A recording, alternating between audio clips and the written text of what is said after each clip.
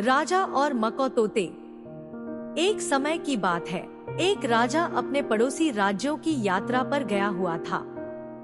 जब वह अपने अंतिम पड़ाव पर पहुंचा, तो वहां के राजा ने उसे 2 बच्चे मको तोते उपहार में दिए। वे तोते इतने सुंदर थे कि राजा ने पहले कभी ऐसे पक्षी नहीं देखे थे। राजा ने अपने राज्य लौटते ही एक पक्षी प्रशिक्षक को बुलाया और उसे तोतों को प्रशिक्षित करने के लिए कहा। साथ ही उसने महल के बागीचे में तोतों के रहने के लिए एक विशेष स्थान भी बनवाया, जहां से वह उन्हें अपनी खिड़की से देख सकता था।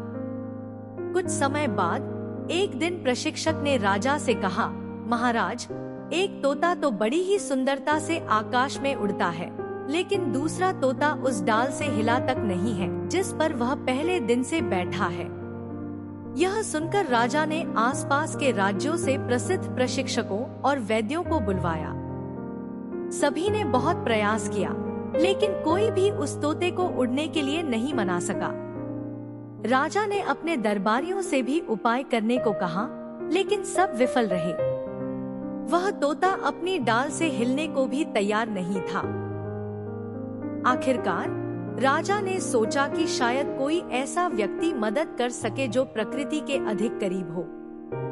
उसने अपने एक दरबारी से कहा कि किसी ग्रामीण किसान को बुलवाकर लाए और उसे तोते के पास ले जाए, शायद वह समस्या को समझ सके। अगली सुबह राजा ने देखा कि वह तोता भी महल के बागीचे के ऊपर ऊंची उड़ान भर रहा है। वह बहुत प्रसन्न हुआ और तुरंत उस किसान को बुलवाया। जब किसान राजा के सामने आया, तो राजा ने पूछा, तुमने इस तोते को उड़ाया कैसे? किसान ने विनम्रता से हाथ जोड़कर कहा, महाराज, यह बहुत ही सरल था। मैंने बस उस डाल को काट दिया जिस पर वह तोता बैठा था।